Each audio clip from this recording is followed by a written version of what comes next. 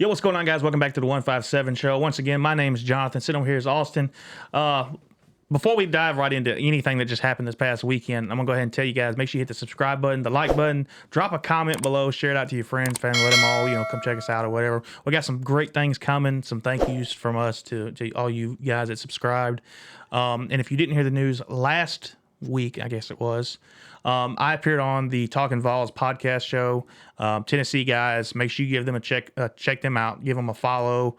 I guess it's just a subscribe, but they're also on Twitter. Yeah, great show. Like you did good. They're all sorts of he stuff. did great. It was easy to watch.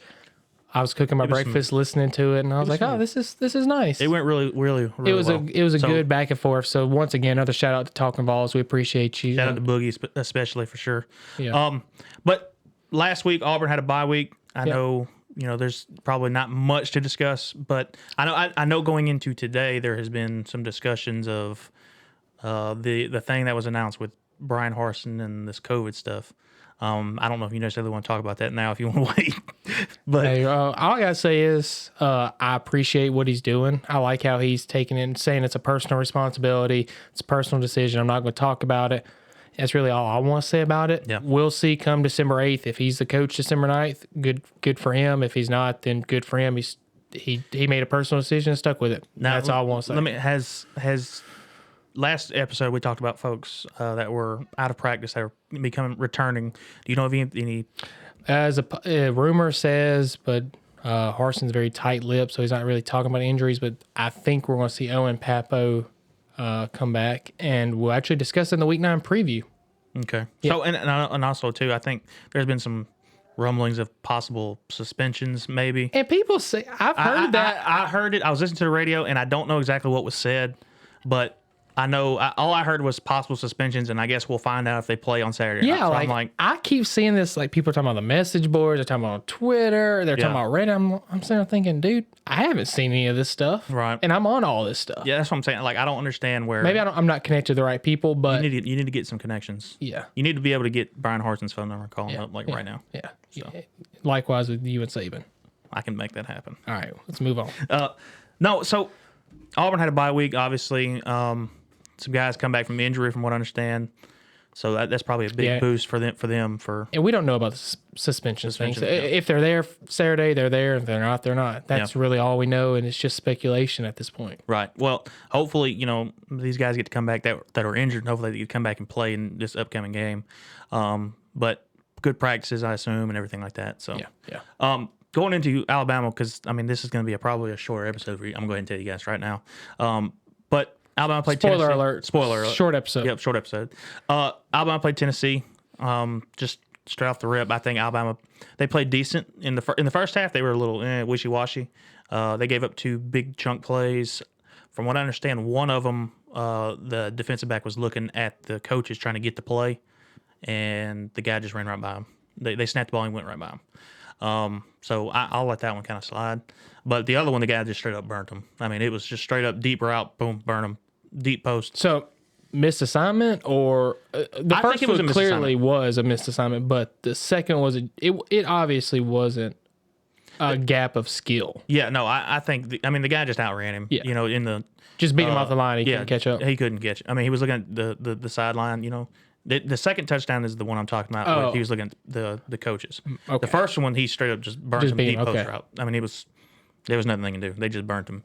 But overall, I was pretty happy with the win. We definitely put up some points.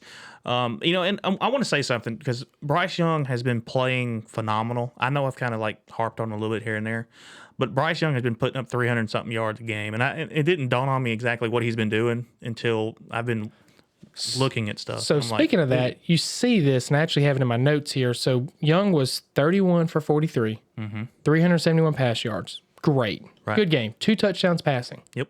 2 touchdowns rushing. First player since, I don't even know. I think it's the first time in SEC history with someone with thrown 2 touchdowns. It popped up on a graphic during the game. That's why I'm saying this. Yeah. So what I found interesting when I was reading on this and watching it was Bryce Young had 42 yards rushing, right? Which isn't a lot. For him, that's a lot. That's exactly what I'm saying. So it's not a lot in the grand scheme of things, but when it occurred, Yeah. is the great thing. Which was scrambling, kept drives alive. And scored touchdowns off scrambles. Exactly. So that's what you're seeing. You're seeing him evolve. It's nice in to see front that. of you. It's nice to see that, and I feel like they gave him the okay to, hey, if you see the lane is there and don't try and force it, run the ball, get the first down. We'll recover on the next. Live to play another down. Exactly, and I think maybe he was trying to force plays, but you got to think he's young. This is his first full season starting. Yes, he's played phenomenal yet, but he's also made mistakes. Yeah. So those 42 yards, I was really impressed, not by the number, but how it occurred. Yeah, when it occurred, they were critical, and what it resulted in. Yes. So that was great. Yeah, they a lot of them were very critical, and it was nice to see him. I mean, if any other season, I feel like he would be like some of these highlights he's putting up would probably be like Heisman highlights. Now, from what I understand, he's possibly towards the top of that list for the Heisman.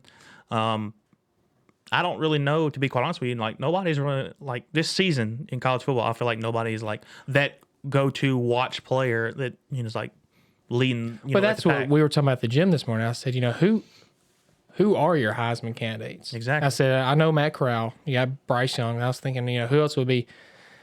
And I started thinking about it. I said, the guy, Sam Howell, he was in the running, the North Carolina quarterback. He was in it. At this time, the guy from Pitt has made his way into the conversation. I think somebody, for what he did against Clemson. And I think somebody else mentioned the Texas running back, maybe. I could be wrong there. Don't quote me. Bijan Robinson. Yeah, something like that. Yeah. So, anyway. Now, he is pretty impressive. He put up, I watched during the Oklahoma game, he put up a run that was, that was a highlight Heisman run. That entire game was a highlight. That whole game was fun. That's like a 10-minute highlight reel. Overall, though, I think Bryce has the opportunity to be able to, make his way to the top of that list.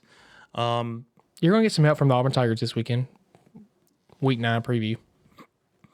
I'm always plugging that preview episode. I tell you what, man. Spoiler alert. Shameless plugs every video. No, but overall, I was happy with the win. I mean, 52 to 21, 52-14, something like that. I don't even remember what the score was. 24. Oh, Jesus. 52-24. I mean, you should have remembered it because it was kind of close in the first half. Yeah, it was. But Robinson put up 26 carries for 107 yards and 3 touchdowns. That's his second straight 100-yard game, I think. Yeah. And the thing, he's critical. He's got that power. He doesn't have that quick first step, but he's got the power to kind of like hit people and get maybe an extra yard or two. Yeah. With this win, that was 15 straight. Yeah. It's something like that. I've seen I think it's 15 straight. And speaking of that, did you know it was homecoming? I didn't know that until the game started. Okay, yeah. I didn't know that until I was reading up. I said, it was homecoming. Yeah, I didn't know that until the game started. Yeah, that was interesting. My fault. I probably should have looked that up before. I obviously it wasn't big time knowledge. This is the first homecoming they've had in 2 years, parade wise and everything. Last year COVID, and then the year before that was like bad weather, so they canceled the parade and all that good stuff. Didn't know that. Yeah, I found that out too. So. Yeah. Well, but Mechie balled out. Mechie, he balled. He had some good catches, and Williams, he definitely made a name for himself too with 123 yards. Yeah, which is crazy. 2 yards difference between the two. 123 and 121. Okay, 121 Mechie, 123 Williams. Right. Right. That 2 yard difference is the 2 touchdowns that that's Mechie. If you Mechie had 2 receiving touchdowns. Oh, I think you're talking about the 2 rushing touchdowns that Bryce had. No. Yeah. So the 121, the 2 touchdowns made it 1. Yeah, I got you. Well, the OCD's kicking in. Yeah, I understand. But I mean, great win overall. I can't find much fault in it. Defense played pretty decent. Bend don't break. There was a couple times you may have seen me yelling at the TV. Like what the hell's going on? Yeah. But the rush defense really stepped up too. They did, and they had 30 carries. Yeah, for 60 yards here's or something. My thing. If you give the ball, and this is like Derrick Henry in the NFL, if you give the ball to someone enough, he's going to get yards. They're going to find a hole eventually. I mean, they got to get yards. Yeah. You give them to them 40 yards or 40 times a game, they're going to get 100 yards easy. You know what I mean?